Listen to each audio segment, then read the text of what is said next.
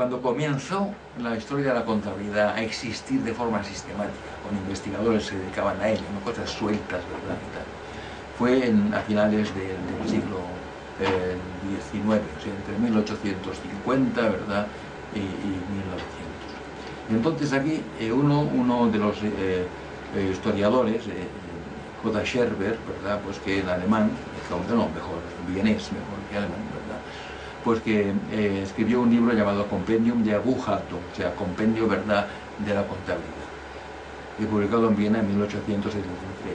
Este hombre dijo que mientras lo que son las cosas, ¿no?, la historia como se concebía antiguamente, eso en Alemania, que es un país de historiadores, pero se concebía, ¿verdad?, pues una cosa que, bueno, que eran deducciones lógicas, ¿verdad? Si este hombre se hubiera molestado en ver los libros de cuentas, hubiera visto que esto era absurdo lo que decía. Pero dijo que no se podía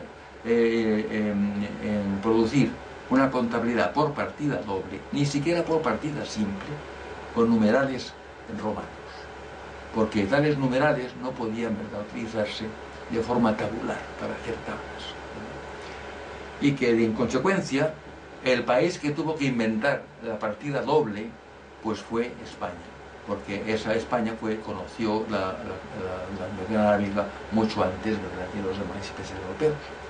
Bueno, en lo segundo tenía razón, en lo primero pues estaba totalmente equivocado, absurdamente equivocado. Pero luego también otro historiador muy conocido, este más que el anterior, ¿verdad?, que ha hecho trabajos muy importantes, Carl Peter Keil, que este era pues checoslovaco, también escribía en lengua alemana, pues se hizo eco de esas palabras, ¿no?, pero que no se pronunciaba si eran ciertas o no. O sea, se hizo eco de que eso, bueno, se dice que tal, le dijo Scherber y tal. La falta de historischen Beleges, o sea, de pruebas históricas. Y todavía un inglés, David Murray, ¿verdad?, siguiendo a Keil, hizo referencia al hecho que se comentaba que España pudo haber sido la inventora de la partida.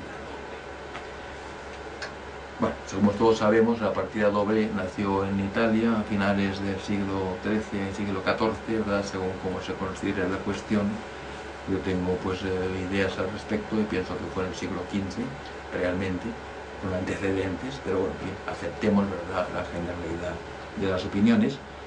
Y sin embargo, la columna de cantidades solamente usó numeración romana, ¿verdad?, como luego veremos, hasta bien entrado el siglo XVII. No, perdón, aquí está equivocado, falta una. Es hasta el bien entrado el siglo XVII, numeración que solamente estuvo, ¿verdad?, usando numeración romana en la columna de cantidades, no en el texto de la SIO, ni en la numeración de las páginas. Bueno, bien, aquí pues recordamos simplemente, ¿verdad?, pues que la numeración arábiga fue divulgada, aunque se piensa que los indios la inventaron antes, ¿verdad?, que los árabes, pero quien la divulgó fue un árabe, que fue Muhammad ibn Musa al-Khwarizmi, ¿verdad?, y la divulgó en el año 825. Bueno, esto no es realmente el libro que inicia la numeración arábiga, es el que siguiente, como veremos, pero aquí este libro se queda origen a la palabra álgebra, porque se llama Al-Jabar al-Mukabala. Y este, pues que no se conoce el original, porque de este que he explicado sí es una página del original, del año 825, que se conserva. Este es el libro en el cual se expone, también del mismo año, 825 aproximadamente, no se sabe la fecha exactamente.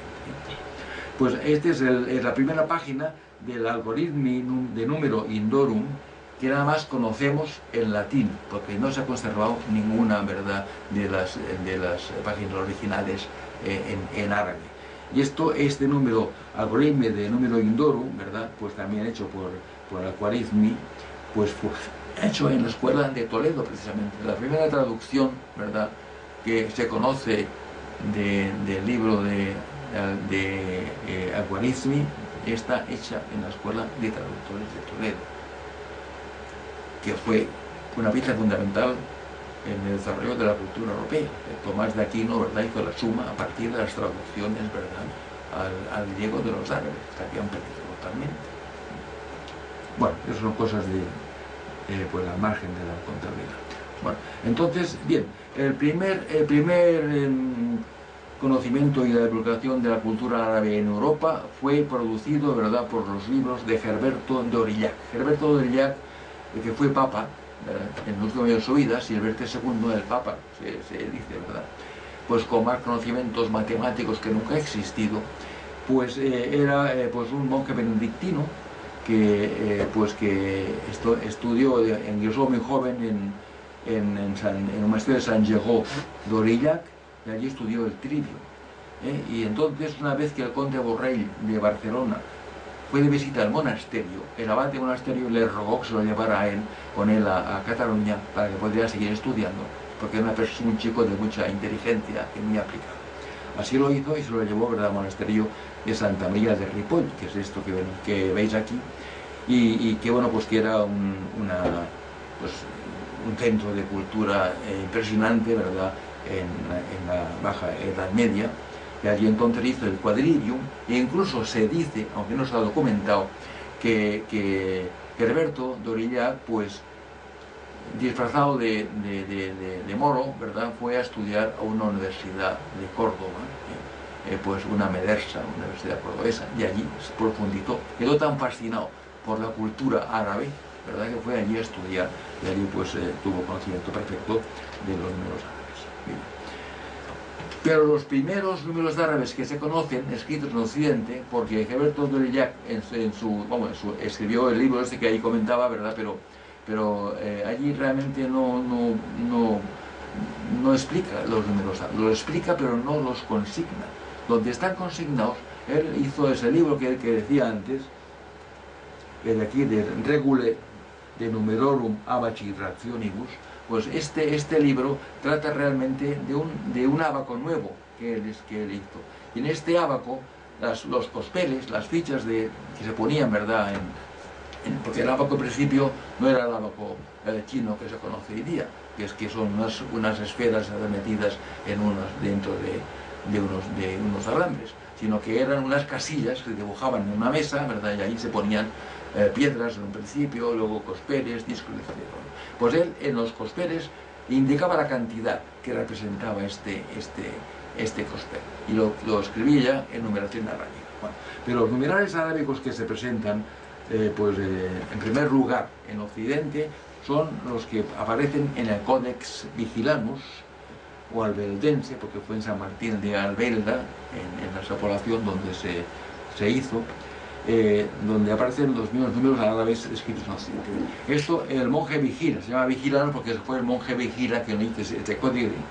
Ese códice está en el Escorial, en la biblioteca del monasterio de Escorial. Nosotros hemos tenido posibilidad de verlo, porque el año 2000, ¿cuándo fue? 2010. No, 2010 no, fue 2008. 2008 hicimos el primer encuentro dedicado a conmemorar la muerte de Luca Pacioli, que murió el 19 de junio de 1517. Y allí estuvimos allí haciendo en el Escorial, ¿verdad?, esto, y allí pudimos ver, ¿verdad?, como un acto dentro del Congreso, pues vimos a ver la biblioteca y vimos allí muchos manuscritos y muchos libros de cuentas, ¿verdad?, y entre ellos, entre lo que vimos, pues estaba ese Codex Vigilanus, que pues así de alto, ¿verdad?, y tal. Y allí aparecen los primeros números, de arábigos que se conocen escritos en Occidente. Eso los historiadores de la matemática lo conocen perfectamente, pero pienso que el gran público pues lo desconoce un poco, y que esto está en el Escorial, precisamente. Bueno, y esto, en una de esas cuevas, ¿verdad?, pues estuvo escrito esto, porque es que no vivían en el monasterio, vivían en las ermitas, en las cuevas. O sea que en una cueva de estas, pues fue escrito ese códex, ¿verdad?, ese códice, que pesaron unos 20 y tantos kilos, ¿verdad?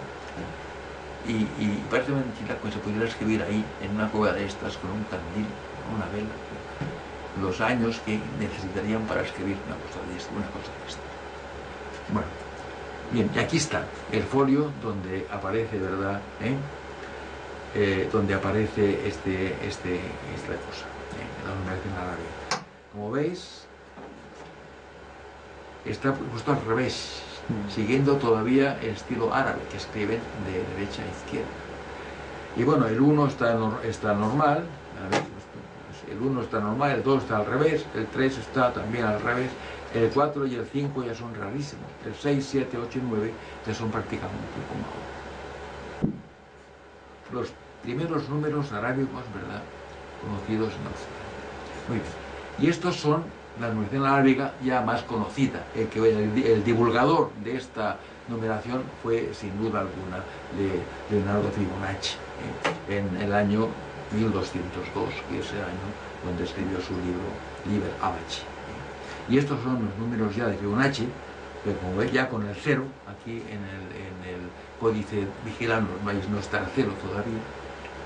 Lo conocían obviamente, pero bueno, me parecía que era poco importante.